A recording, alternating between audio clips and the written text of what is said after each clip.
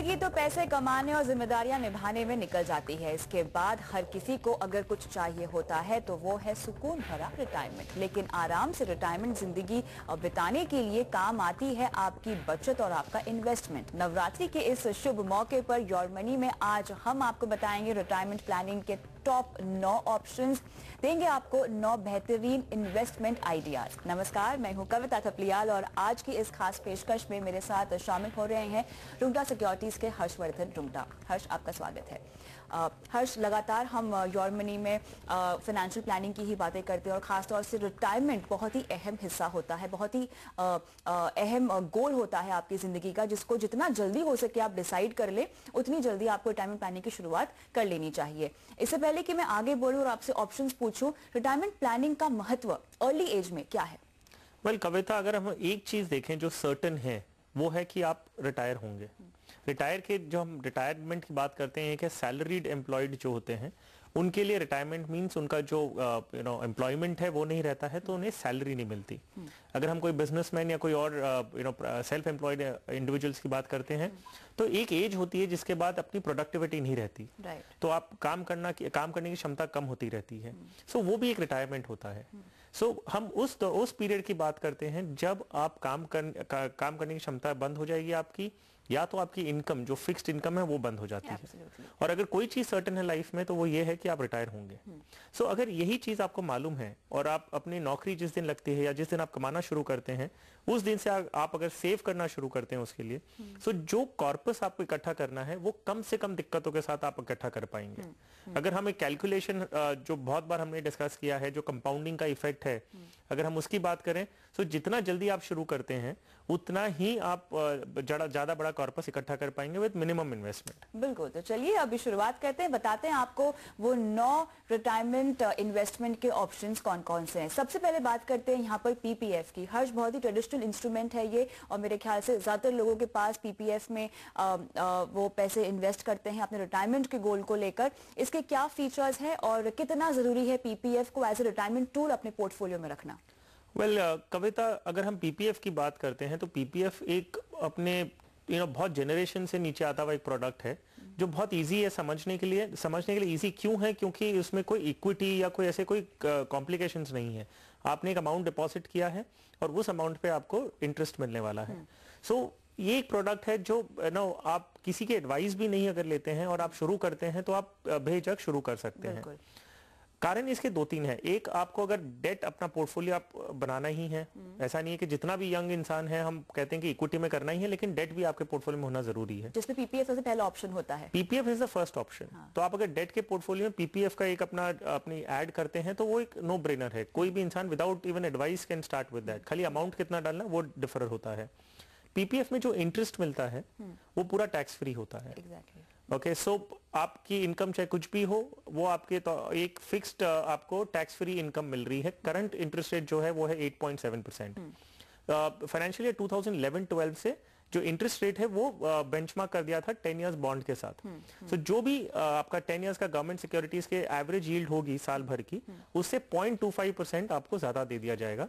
और ये चीज डिसाइड होता है every year in April. In fact 31 मार्च को डिसाइड होकर आपको अप्रैल से पता चल जाता है। सो करंट रेट है 8.7%। जब आप उसमें निवेश करते हैं तो उसमें भी आपको एटीसी के टैक्स बेनिफिट मिलते हैं। तो ये एक प्रोडक्ट है जो कोई भी इंसान बिना कुछ ज्यादा सोचे एक अपना शुरू कर सकता है। दूसरा, ये 15 साल का डिपॉजिट होता है।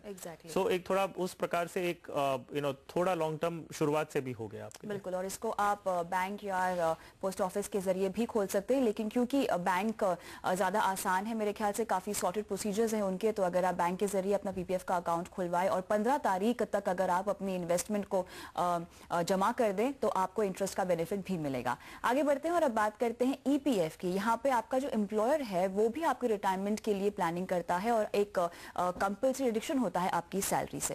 एब्सोल्युटली, अगर हम ईपीएफ की बात करें तो एक रेगुलेशन है जिसके अंडर में आपका एक कंट्रीब्यूशन कटता है विच इज 12% आपकी बेसिक सैलरी का कटता है।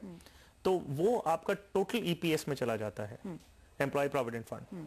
एम्प्लॉयर उतना ही 12% मैच करते हैं और उसमें से एक पार्ट जो है वो ईपीएफ में जाता है, बाकी ईपीएस में जाता है, पेंशन स्कीम में जाता है।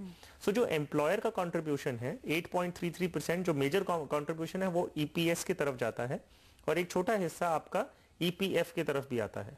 सो इस प्रकार आपका एक पोर्टफोलियो ऑटोमेटिक बनता है। और ये जो है ये आपने आपके हाथ में आने से पहले ही आपके डिडक्ट होके जमा हो गया है। ये कारण क्यों है कि सरकार चाहती है कि एक आपका रिटायरमेंट कॉर्पस बने। हालांकि कहना कि सिर्फ आपका ईपीएस कट रहा है, इसके बेसिस पे आप अपना पूरा रिटायरमेंट प्लानिंग करते हैं, वो सफिशिएंट नहीं होने वाला। आपको EPS is just another form, मतलब एक आपका एक अलग इन्वेस्टमेंट हो गया जो आपके एम्प्लॉयर की तरफ से कट रहा है, लेकिन पूरी रिटायरमेंट प्लानिंग आप पीपीएफ की तरफ से नहीं कर सकते। यहाँ पे तीसरा ऑप्शन है न्यू पेंशन स्कीम का, जो कि मेरे ख्याल से अभी हाल ही में काफी ज्यादा क्लैरिटी निकल कर आई है इस पर्टिकुलर इंस्ट्रूमेंट में। अपने पोर्टफोलियो में क्या रिटायरमेंट के लिहाज से इसको रखा जा सकता है? पेंशन स्कीम जो एनपीएस है ये बेसिकली एक स्ट्रक्चर्ड प्रोडक्ट होते हैं जिसमें आप अपनी कमाती उम्र तक आप उसमें जमा करते हैं। जो आपका रिटायरमेंट है उस समय आपको एक ऑप्शन दिया जाता है कि आप उसमें से एक लमसम निकाल सकते हैं। जो भी आपका इकट्ठा कॉर्पस हुआ है उसमें से आपको अलाउड है एट 60 आपको अलाउड होता है कि आप 60% आप उसमें से निकाल सकते हैं। बाकी 40% आपको कंपल्सरीली एक आईआरडीए लाइसेंस इंश्योरेंस कंपनी के पास ट्रांसफर करने हैं, जो एक इमीडिएट एन्युटी के तौर पे ट्रांसफर होता है। और उसके बाद आपको एक पेंशन आना शुरू होता है। उसमें 4-5 ऑप्शंस आपको दिए जाते हैं, वो ऑप्शंस आप सिलेक्ट कर सकते हैं और फिर आपको पेंशन आने लग जाता है। तो ये एक रिस्ट्रिक्टेड प्रोडक्ट है जिसमें आपको विड्रॉल्स अलाउड नहीं है और एक पेंशन के रूप में आप एक कंपल्सरीली एक कंपनी के साथ लेते हैं। सो वेदर ये अपने पोर्टफोलियो में होना चाहिए कि नहीं, ये डिपेंड करता है कि अगर आप कंफर्टेबल हैं खुद फंड्स मैनेज करने के लिए तो आप अपना पेंशन प्लान खुद बना सकते हैं। नहीं तो आप एनपीएस अगर लेते हैं तो एक स्ट्रक्चर्ड पेंशन प्रोडक्ट है और विद इन द स्कोप जो भी पेंशन ऑप्शंस अवेलेबल है ये सबसे कॉस्ट इफेक्टिव प्रोडक्ट है। चलिए, तो यहाँ पर रिटायरमेंट प्लानिंग के 3 ऑप्शन तो हमने आपको बता दिए हैं। बाकी के ऑप्शन जानने के लिए बने रहिए योर मनी के साथ।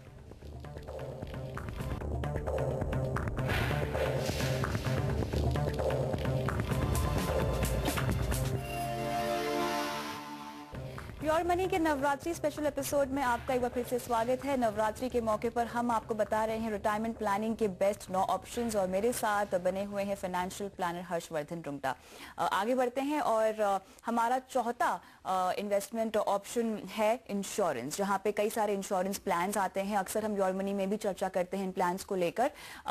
हम कहते हैं कि इंश्योरेंस पे इन्वेस्टमेंट नहीं करनी चाहिए, लेकिन क्या रिटायरमेंट अगर आपका गोल हो तो क्या इंश्योरेंस प्लान्स लिए जा सकते हैं? अगर हम इन्वेस्टमेंट्स की बात कर रहे हैं, एक चीज हमें समझना है कि जो भी प्रोडक्ट मार्केट में आता है उनका कोई ना कोई बायर जरूर होता है। सो अगर हम प्रूडेंटली बात करें, एक फाइनेंशियल प्लानिंग और एक एब्सोल्युटली इन्वेस्टमेंट ओरिएंटेड बात करें तो ऑब्वियसली आपको इन्वेस्टमेंट्स इंश्योरेंस में करना ही नहीं चाहिए। लेकिन आप अगर ऑल ओवर द कंट्री देखते हैं, कई लोग होते हैं जो इक्विटीज बिलीव नहीं करते हैं, जो समझते नहीं हैं, तो उनके पास एक्सेस नहीं होता है प्रॉपर एडवाइस का, तो वो इंश्योरेंस पॉलिसीज पे ध्यान देते हैं और वो इन्वेस्ट करते हैं। तभी इंश्योरेंस कंपनीज चल भी रही हैं और ग्रोथ आपको देखें तो वो प्रीमियम कलेक्शन में ग्रोथ भी बता रही हैं। सो अभी हम देखें कि उसमें किस तरह से डिवाइड करेंगे। एक है आपके पास ट्रेडिशनल पॉलिसीज होती हैं जो आपने प्रीमियम दे दिया, कंपनी जो मन में आता है, मतलब उनके जो फॉर्मेट्स हैं उसके बेसिस पे वो निवेश करते हैं, आपको उस पर कोई कंट्रोल होता नहीं है और आपको बोनस अनाउंस किया जाता है, मैच्योरिटी पे आपको सम इंश्योर्ड बोनस के साथ में दे दिया जाता है। दूसरा है यूलिप्स, जिसमें आप डिसाइड करते हैं कितना इक्विटी में जाना है, कितना बैलेंस फंड में जाना है और इस प्रकार आपको जो मैच्योरिटी पे फंड वैल्यू आपके हाथ में मिलता है, तो जो भी प्लस माइनस होता है। और तीसरा ऑप्शन है आपके पास पेंशन पॉलिसीज हैं। जैसे हमने एनपीएस की बात की उसी प्रकार इंश्योरेंस पॉलिसीज अवेलेबल हैं जो पेंशन प्लान्स हैं। फीचर्स सेम होते हैं, आप जमा करते हैं, मैच्योरिटी पे एक आपको अमाउंट लमसम दिए ऑप्शन रहता है विड्रॉ करने का। पेंशन पॉलिसी में 1/3 ऑप्शन रहता है और बाकी फिर आप अपनी एन्युटी शुरू कर सकते हैं। सो डिपेंडिंग आपकी प्रोफाइल क्या है, कैसे आप सूट करता है आपको, उस प्रकार आप चूज कर सकते हैं। चलिए, हमारा 5वां विकल्प यहाँ पर है म्यूचुअल फंड्स का, जो कि हम अक्सर कहते हैं कि अगर आपको इक्विटी में निवेश करना हो तो म्यूचुअल फंड के जरिए कीजिए और खास तौर से अगर लंबी अवधि का आपका नजरिया है जिसमें रिटायरमेंट एक परफेक्ट गोल बैठता है तो म्यूचुअल फंड्स में इन्वेस्ट करके आप अपनी लंबी अवधि का गोल आराम से अचीव कर सकते हैं। कविता, म्यूचुअल फंड्स में भी अगर हम देखें 2 तरीके के प्लान्स हैं। एक है कि आपने उसमें भी उन्होंने रिटायरमेंट ऑप्शंस दे रखे हैं। तो म्यूचुअल फंड में Franklin and UTI 2 fund houses हैं जिन्होंने स्पेसिफिकली पेंशन प्लान्स दिए हैं। उनके फीचर्स भी सेम है कि आप रिटायरमेंट तक सेव करते हैं और फिर उसके बाद सिर्फ एक डिफरेंस है कि आप चाहें तो पूरा अमाउंट भी बाहर निकाल सकते हैं। जैसे कोई रिस्ट्रिक्शन नहीं है कि एक लमसम ही मिलेगा आपको, पार्ट ऑफ द कॉर्पस मिलेगा, वैसा नहीं है। लेकिन अगर हम बात कर रहे हैं आपकी लॉन्ग टर्म इन्वेस्टमेंट्स की और रेगुलर ओपन एंडेड फंड्स की बात कर रहे हैं तो इक्विटी डेफिनेटली एक ऑप्शन है। अगर आप डायरेक्टली इन्वेस्ट कर सकते हैं इक्विटी मार्केट्स में तो एक बात हो गई। अगर नहीं कर सकते हैं तो म्यूचुअल फंड के जरिए आप एसआईपी या कोई भी प्रोडक्ट चूज करते हैं आपके रिस्क प्रोफाइलिंग को देखते हुए, तब आप लंबे अवधि तक अपना एक कॉर्पस बना सकते हैं। और ये कॉर्पस फिर रिटायरमेंट के टाइम पे आप डिसाइड करिए कि आपको एक इमीडिएट एन्युटी प्लान खरीदना है कि आपको कोई फिक्स डिपॉजिट या बॉन्ड्स में निवेश करना है। तो उससे जहां जो आपको रेगुलर इनकम आएगी, वो रेगुलर इनकम आप पेंशन कह लीजिए, वो इंटरेस्ट हो भले ही, बैंक से आपको इंटरेस्ट बोल के आ रहा है, तो वो आपको एक रेगुलर इनकम आने वाली है पोस्ट रिटायरमेंट। सो वो आपका पेंशन ही हो गया। So there is a difference in the way आप उसको कैसे प्लान करते हैं। बिल्कुल क्लियरली यहाँ पे इक्विटी में निवेश करने का एक सिक्योर और सेफ तरीका है अगर आप म्यूचुअल फंड के जरिए निवेश करें, लेकिन अगर आप चाहें तो डायरेक्ट इक्विटी में भी निवेश कर सकते हैं, लेकिन आपको थोड़ा उतार चढ़ाव का यहाँ पर ध्यान देना होगा। एब्सोल्युटली, अगर हम डायरेक्ट इक्विटी की बात करें जो मार्केट समझते हैं और अगर वो ट्रैक कर सकते हैं तो डायरेक्ट इक्विटी में भी निवेश कर सकते हैं। और वो इक्विटी में अगर आप 20-30 इयर्स का टाइम होराइजन लेके चल रहे हैं और अच्छी कंपनीज खरीदते हैं तो वो भी आपका एक रिटायरमेंट प्लानिंग के लिए बहुत अच्छा विकल्प है। एक कॉर्पस जो बन जाता है, वापस वही बात है कि वो कॉर्पस आप जब रिटायर होते हैं वो कॉर्पस आप किसी तरह भी यूज कर लीजिए। आपको चाहिए तो आप उसे फिक्स डिपॉजिट में करिए, टैक्स फ्री बॉन्ड या किसी में भी निवेश करिए, और वहां से आपको जो रेगुलर इंटरेस्ट आता है या रेगुलर इनकम जनरेट होती है वो आपकी पेंशन कहलाती है। सो इक्विटी एक बहुत अच्छा तरीका है आप लॉन्ग टर्म की अगर आपकी रिटायरमेंट की प्लानिंग करनी हो तो। बिल्कुल, और यहाँ पर क्योंकि आप डायरेक्ट इक्विटी में पैसा लगा रहे हैं तो आपको हो सकता है रिटर्न भी ज्यादा मिले, लेकिन साथ ही वॉलेटिलिटी जो नेचर है बाजार का, जो उतार चढ़ाव भरा नेचर है, जो उसका एटीट्यूड है, उसमें आपको थोड़ा सा संभलना होगा मेरे ख्याल से, रिस्क आपकी ज्यादा हो जाती है। देखिए, ये कोई डाउट नहीं है कि अगर आपने इक्विटी में निवेश किया है तो आपको डायरेक्ट इक्विटी अगर स्पेसिफिकली आपने इन्वेस्ट किया है तो आपको उसे ट्रैक भी बहुत करना होगा। ऐसा नहीं है कि हमने कोई भी कंपनी खरीद ली और उसे 30 इयर्स तक रखेंगे तो बढ़ना है, वो बात नहीं होती। उदाहरण के तौर पे आपने अगर किंगफिशर एयरलाइंस की शेयर्स खरीद लियो, बोले कि 30 साल में बढ़ने ही वाला है क्योंकि इक्विटी है, ऐसा नहीं होता। आपको कंपनी जब अगर डायरेक्ट निवेश कर रहे हैं तो आप उसे ट्रैक भी करना होगा। अगर वो ठीक नहीं परफॉर्म कर रहा है या वो कंपनी के जो रिजल्ट्स अगर खराब है तो आपको मूव करके दूसरी कंपनी में निवेश करना होगा। और यही सब चीजों से अगर आप बचना चाहते हैं तो आप म्यूचुअल फंड में निवेश करते हैं। सो एक साथ ही आपको 40-50 कंपनीज मिलती है और वो अंदर फंड के अंदर जो चेंजेस करने हैं वो फंड मैनेजर अपनी कैपेबिलिटी के हिसाब से करता है। चलिए, तो यहाँ पर हमने बात की पीपीएफ, इंश्योरेंस, इक्विटी समेत 6 ऑप्शंस की। रिटायरमेंट प्लानिंग के लिए बाकी के 3 ऑप्शंस बस इस छोटे से ब्रेक के बाद।